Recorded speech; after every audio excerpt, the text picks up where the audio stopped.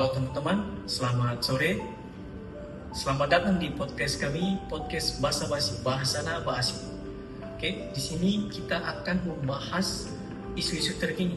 Ada 3 topik yang akan kita bahas. Oke, sebelum itu dengan saya Iswan, ditemani dengan 3 rekan saya. Oke, mohon persilakan perkenalkan diri. Perkenalkan, nama saya Alsina Kwai, biasa dipanggil saya dari Sekretariat DPRD Kota Ambon. Sore semua, perkenalkan nama saya Raudia Putri Hatiani, biasa dipanggil Audi dari Dinas Perindustrian dan Perdagangan. Halo semua, selamat sore. Perkenalkan, nama saya Giovanni Putwembun, biasanya dipanggil Gio. Saya berasal dari Dinas Pariwisata dan Kebudayaan Kota Ambon. Oke, baik. Langsung saja kita bahas masuk kepada topik yang pertama, yaitu topik tentang narkoba. Oke, menurut Kakak Els, apa penyebab utama penyalahgunaan narkoba?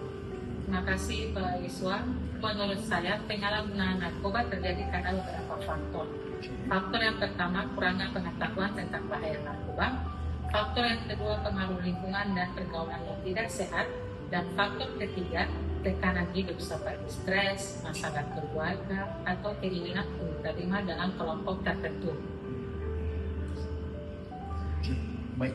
Lalu, apa dampaknya jika masalah narkoba tidak segera ditangani? Dampaknya sangat besar. Dari sisi individu, narkoba dapat merusak kesehatan fisik dan mental, bahkan menyebabkan kematian karena overdosis.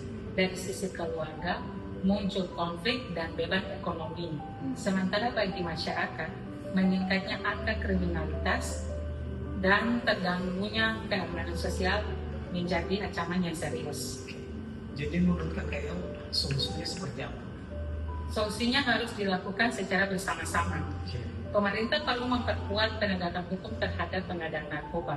Sekolah dan keluarga harus meningkatkan edukasi mengenal tentang bahaya narkoba sejak dini. Selain itu, masyarakat perlu memberikan dukungan kepada korban penyalahgunaan narkoba melalui rehabilitasi. Baik, jadi dari pembahasan tadi, kita dapat simpulkan narkoba itu tidak terjadi begitu saja. Jadi melainkan dipengaruhi oleh kurangnya pengetahuan, lingkungan pergaulan, tekanan lingkungan. Oke, baik, kita masuk ke topik kedua, yaitu cybercrime. Oke, Kakak Audi, Ya. bagaimana? Menurut Kakak Audi, apa sebenarnya yang menyebabkan kejahatan cyber ini semakin meningkat? Ya, baik kata Giswan, Oke. perkembangan teknologi yang sangat cepat menjadi salah satu penyebab utama. Sayangnya peningkatan ini diikuti oleh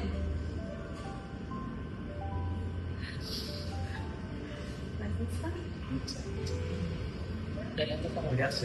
Dari atas. perkembangan teknologi yang sangat cepat menjadi salah satu penyebab utama. Sayangnya peningkatan penggunaan internet tidak selalu diikuti dengan peningkatan literasi digital. Banyak orang masih menggunakan kata sandi yang lemah, mudah percaya pada tautan mencurigakan, bahkan membagikan data pribadi secara sembarangan. Di sisi lain, pelaku kejahatan cyber juga terus mengembangkan metode baru untuk melakukan penipuan dan pencurian data. Oke. Jadi gimana kalau cybercrime ini terus meningkat? Apa dampaknya bagi kita semua? Dampaknya cukup serius.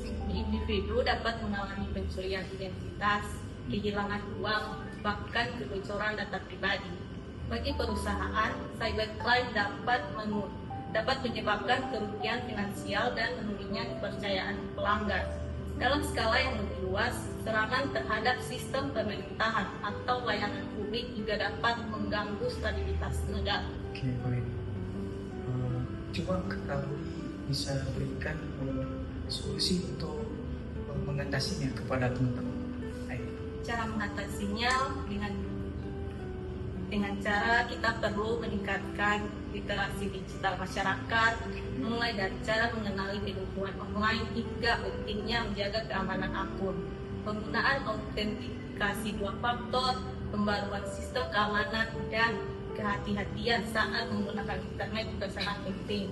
Selain itu, pemerintah dan penyedia layanan digital harus terus memperkuat sistem keamanan cyber. Terima kasih. Oke, jadi kesimpulan yang saya bisa simpulkan, cybercrime ini dipengaruhi oleh pesatnya perkembangan teknologi yang belum diimbangi dengan literasi digital dan kesadaran masyarakat dalam menjaga keamanan data pribadi. Jadi masyarakat itu punya literasi dan lupa bagaimana cara menjaga data pribadinya masing-masing. Oke, kita masuk di isu ketiga, hate speech.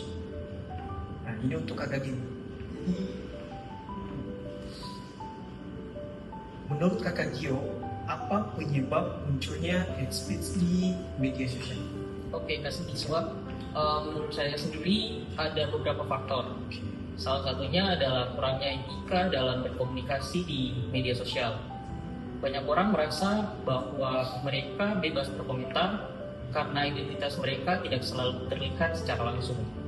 Selain itu juga, penyebaran informasi yang belum tentu benar, perbedaan pandangan politik, agama, maupun suku seringkali memicu munculnya ujaran kebencian. Lalu, apa rekomendasi untuk penyelesaian menurut kakak Gio? Menurut saya, masyarakat harus lebih bijak ya dalam menggunakan media sosial. Sebelum mengunggah atau membagikan informasi, pastikan dulu kebenarannya terlebih dahulu. Pendidikan mengenai etika digital juga harus diperkuat sejak usia sekolah. Dan selain itu, platform media sosial perlu menindak tegas akun yang menyebarkan ujaran kebencian. Sementara pemerintah juga harus menegakkan aturan secara adil. Oke, baik. Jadi dari pembahasan tadi kita simpulkan bahwa meningkatnya cybercrime dipengaruhi oleh pesatnya perkembangan teknologi yang belum diimbangi dengan